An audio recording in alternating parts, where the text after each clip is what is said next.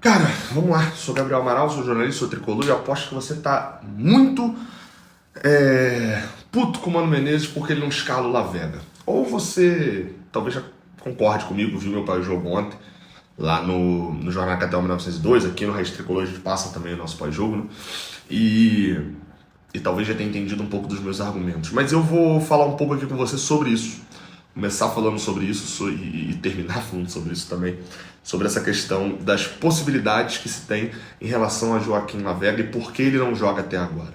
Deixe seu like aqui embaixo, se inscreva aqui no canal e vamos embora para a gente poder falar. Joaquim Lavega, ele chegou ao Fluminense vindo do River Plate do Uruguai, um time pequeno lá do Uruguai, que joga a Série A, fez um ótimo ano no ano passado, foi comprado pela equipe do Fluminense e, bem, ao chegar, ele chega no Fluminense depois de todo mundo.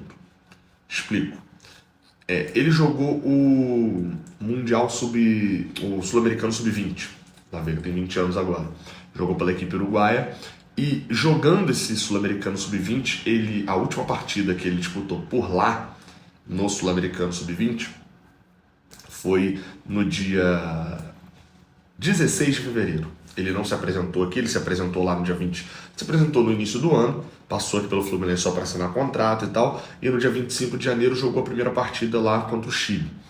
Dali para frente foi titular na maioria das partidas, enfim, e terminou jogando 8 partidas em 20 dias. 22, para ser mais exato. 8 partidas em 22 dias. Esse foi o cenário do Joaquim Lavega lá no Sul-Americano Sub-20. Jogou 8 partidas em 20 dias, saiu do Sul-Americano, pousou no Rio de Janeiro e 6 dias depois já estava no banco de Fluminense Bangu. Então a gente já tá falando de um moleque que a preparação física dele já foi pro cacete. Ele não tem pré-temporada. A pré-temporada que foi feita lá para ele é para jogar 8 partidas em 20 dias. E de competição de base, com moleques de base, com jogadores jovens. Bem, Mano Menezes foi perguntado após o jogo contra o Volta Redonda, mas já tinha sido perguntado na semana anterior sobre por que o Lavega não joga. Ele disse o seguinte na semana anterior, tá? Sempre que você traz alguém, você traz alguma expectativa. E eu procuro dar a esses jogadores uma condição para que quando eles entrem bem. Senão, a expectativa vira frustração. E para mim esse é o recorte perfeito. Aí ele se lembra do Gabriel Fuentes. Lembra quanto tempo ele demorou para entrar? Fuentes estava com dificuldade na parte física. A gente teve que trabalhar e construir um atleta para essa necessidade do Brasil de jogar de 3 em 3 dias. E quando ele entrou foi muito bem. Para os outros também vale a mesma coisa, um pouquinho até mais para os mais jovens. Tem muita confiança neles, e aí ele fala das contratações que discutiram bastante. Nessa última coletiva agora contra o Volta Redonda, ele já fala o seguinte: o Lavega já vem treinando com a gente, é um jogador de velocidade, de lado, com bastante características. Quem sabe nos jogos da final ele não apareça. Eu havia falado com ele antes do jogo contra o Volta Redonda que a minha intenção era utilizá-lo durante a partida, em alguns minutos. Mas o jogo não deixou. Às vezes nem tudo que você planeja você consegue executar. Porque naquela hora eu tive que mexer em outras peças antes e aí ficou para a próxima. Então assim, tá nítido que o Mano Menezes vê qualidade no Lavega. Não é uma contratação que ele se arrependeu. Mas também tá nítido que ele tá falando por várias vezes sobre um cuidado que tem que ter quando o jogador entra e fala do Fuentes na parte física, e a gente pode trazer isso pro Lavega também. Um jogador que chega e ainda pega no meio do caminho uma troca de preparação física, né? Preparador físico, Marco Seja foi pro México, chega o Flávio Oliveira, ainda pega nesse meio tempo ainda, e que ele faz uma preparação física no início do ano, com 19 anos, faz uma preparação física para jogar um Sul-Americano Sub-20. 6 dias depois que ele acabou o Sul-Americano Sub-20, 8 jogos em 20 dias, a gente é quase um jogo a cada 2 dias. Joga assim? Não, joga assim. Não, é quase isso. Ele chega e desembarca para jogar um jogo de 4 da tarde contra o Bangu, um sol do cacete do Rio de Janeiro. Pô, então esse jogo não vai jogar, né? Beleza, sabe o que teve depois? Os 2 jogos de mata-mata do Campeonato Carioca, os 2 jogos de mata-mata da Copa do Brasil. São jogos que você não podia brincar. Então, ele não ter entrado até agora é compreensível. E aí a gente traz para o Gabriel Fuentes. Quando o Fuentes chegou ao Fluminense, o Fluminense estava desesperado. O Marcelo vivia machucado. O Diogo Barbosa não jogava bem. Estava fazendo jogos bons, jogos ruins, intercalando muito ali ainda naquele meio do ano. Fuentes chega e aí você vai se lembrar. Qual é a estreia do Gabriel Fuentes? O primeiro jogo que ele vai para o banco de reservas é no jogo contra a Juventude. O Fluminense tá ganhando por 1-0, ele entra, o Fluminense toma uma virada. Ele teve culpa diretamente ali nos gols, mas ele entra, o Fluminense toma uma virada. Semana seguinte, jogo contra o Botafogo. Marcelo fez uma boa partida naquele jogo. Gabriel Fuentes entra se tremendo completamente, uma partida ruim dele. Ele entra desesperado, parecia que nunca tinha visto tanta gente na vida dele. E olha que ele estava vindo de um clube que tem torcida, o Júnior de Barranquilla, né?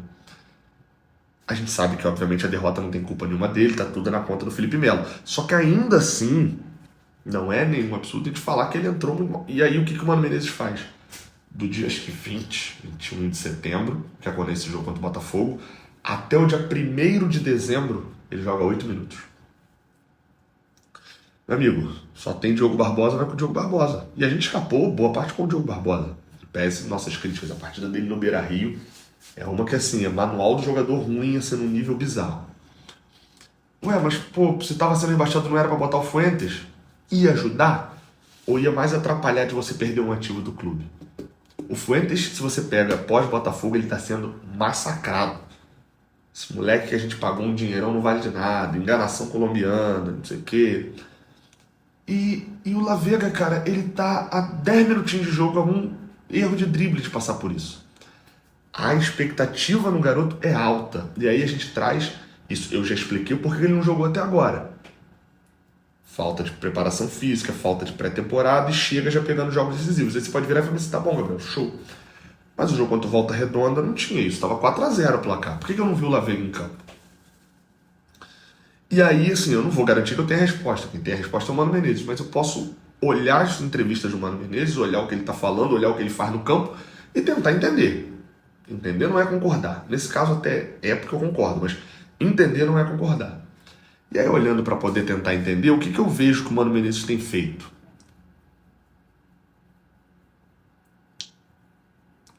No jogo, primeiro jogo, no segundo jogo agora contra o Volta Redonda, a expectativa sobre o La Vega já é alta.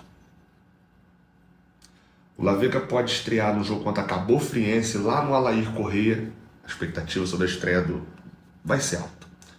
Então, um jogo que o Fluminense estava entrando, nitidamente, eu falo isso lá na minha análise, que acabou dando problema no microfone, lá o filme emprestou um microfone e ficou com o outro brincando na caixinha. Acabou ficando um barulho, mas vai lá ver, dá pra ver. Não tá atrapalhando tanto assim o microfone, não. E eu falo, cara, nitidamente, o Mano Menezes veio bater cartão no jogo do Volta Redonda. O time do Fluminense foi estruturado para poupar um monte de jogadores, prioridade total de não levar gol, controlar o jogo, de manter o jogo em banho-maria, e assim foi. Conseguiu e beleza. Aí você bota um moleque para jogar nesse jogo, fora de rotação. Não sei se é o exemplo ideal para o La Vega estrear. E vai estar todo mundo olhando no primeiro tapa que ele der na frente no gramado ruim de Volta Redonda, que ele tentar cortar e a bola passar por cima do pé dele, na primeira rolada de bola para trás que ele tenta chutar de primeira e isolar a bola, já vai ter gente fazendo assim, ó, joga nada. Uruguai nunca jogou bola no Brasil. O Uruguai já vai começar a ter. Ah, Gabriel, mas se for por isso nunca vai estrear. Concordo.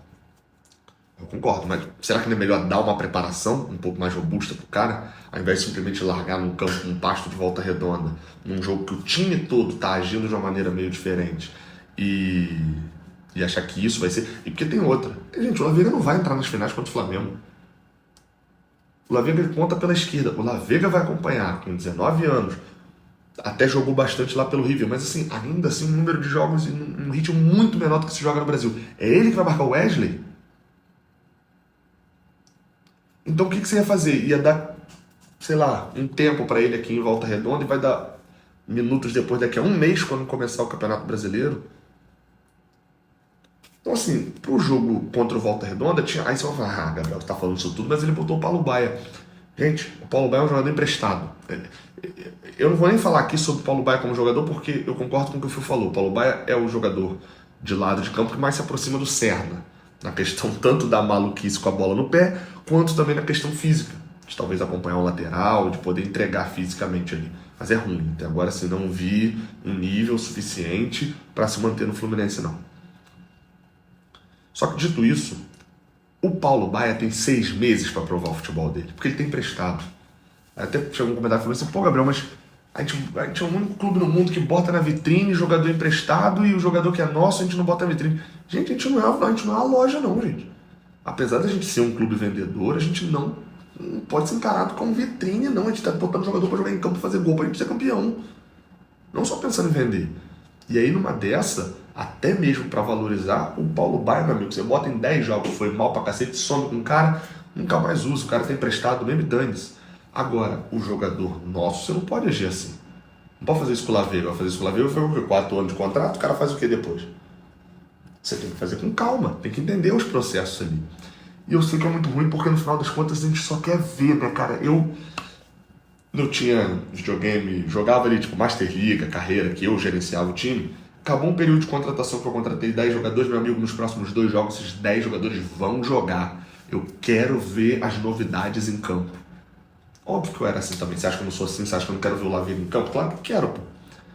Mas eu entendo também que futebol é feito de humanos, não é feito de bonequinho que eu tô jogando, não, no videogame. Eu já expliquei porque que o Lavega não tem condição física ainda.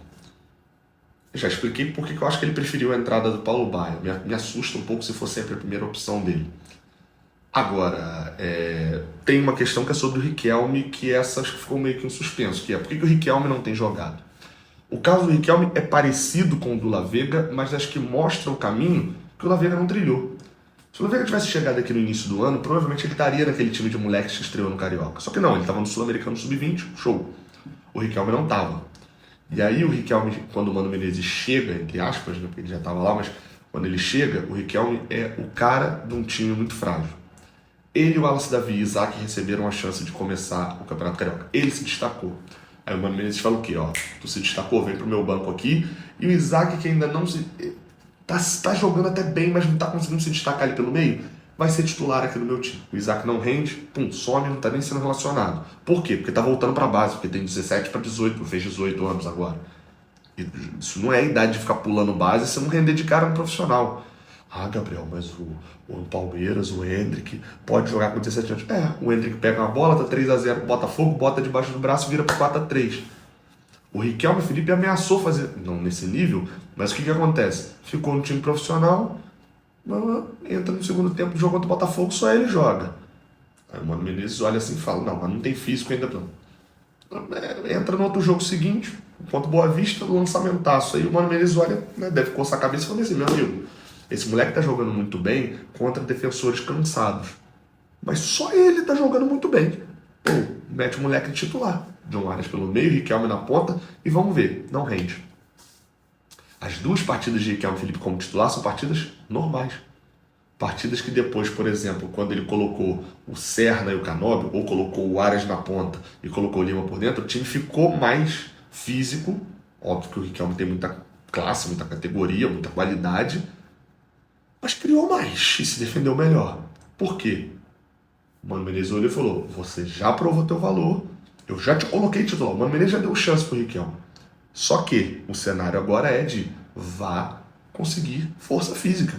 Para você conseguir duelar no primeiro tempo com o Wesley, que eu já citei aqui. Você conseguir duelar no primeiro tempo contra o lateral do Botafogo, contra o lateral do São Paulo. E não só pegando ele cansado, igual o Riquelme fez algumas vezes. Ou então duelando contra o lateral do Maricá no primeiro tempo.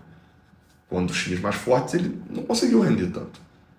E aí o Riquelme vai fazer o quê? Tem que dar um passinho para trás, botar aqui, abaixar a cabecinha, falar sim, senhor, e trabalhar, porque vai ter chance para todo mundo durante o ano. Então assim, eu não consigo virar e falar bem assim, o Mano Menezes não dá oportunidade para os jovens, porque ele deu para o Riquelme. O Riquelme comeu a bola quando teve oportunidade, e teve mais porque estava aqui no momento que era um momento de mais oportunidade, que o Lavega estava na seleção. Ele teve a oportunidade, comeu a bola, recebeu a chance, não aproveitou tanta chance, mas já tinha comido a bola na chance que teve. E tá mantido lá, vai receber chance de novo. Então, eu tenho críticas ao Mano Menezes, alguns aqui já até falaram que passei do ponto, algumas críticas, enfim, não é esse o caso aqui agora, mas acho que essa não é uma delas. Ele tá sabendo lançar. E para fechar, é o seguinte, a gente não está precisando do Lavega, graças a Deus. Ano passado a gente precisava de um Fuentes. E ainda assim a gente fez tudo com calma. Desculpa, o Canóbio tá bem, o Serna é o Serna, e sendo o Serna, tá funcionando. Você tem o John Arias, que se o Lima jogar, o Ganso jogar, ele pode jogar ali aberto pela ponta. são opções que têm me chamado muito mais atenção do que a necessidade de pular etapa com o moleque se não for necessário. Mas claro, essa é a minha opinião sobre o La Vega. E sobre por que ele não tem jogado e sobre o que eu faria com ele. Eu quero ouvir a sua aqui embaixo, na caixinha de comentários. Tamo junto, tá? Até a próxima. Valeu!